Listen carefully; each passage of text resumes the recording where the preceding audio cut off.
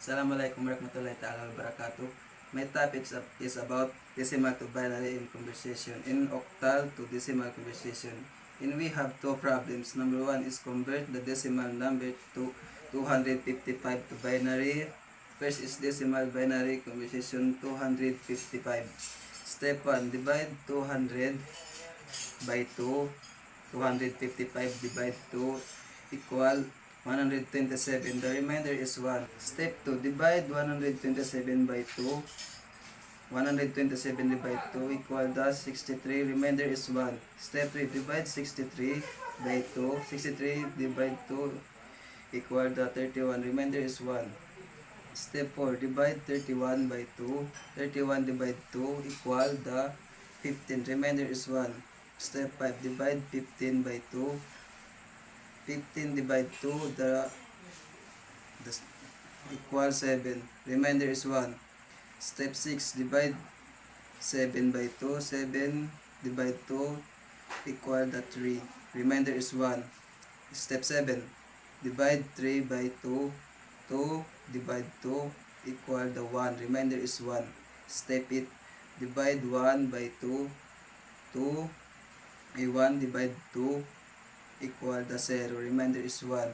Reading in the remainders is from the bottom to the top. In binary representation is 1 1 1 1 1 1 1 1. Go. In the second problem is convert octal number 400 to decimal. Octal to decimal conversion 400. Step 1 is break down the octal number. 4 times 8 power of 2 plus 0 times 8 power of 1 plus 0 times 8 power of 0.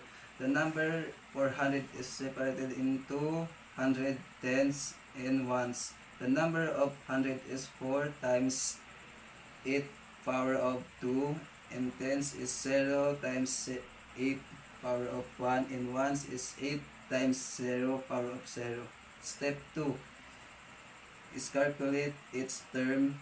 4 times 64 plus 0 times 8 plus 0 times 1. We got 64. In the hundreds, 8 power of 2, and we got 8.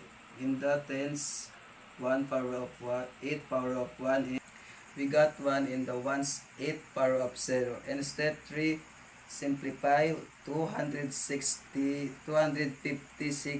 plus 0 plus 0, and the decimal equivalent is 256. And that's all for the topic.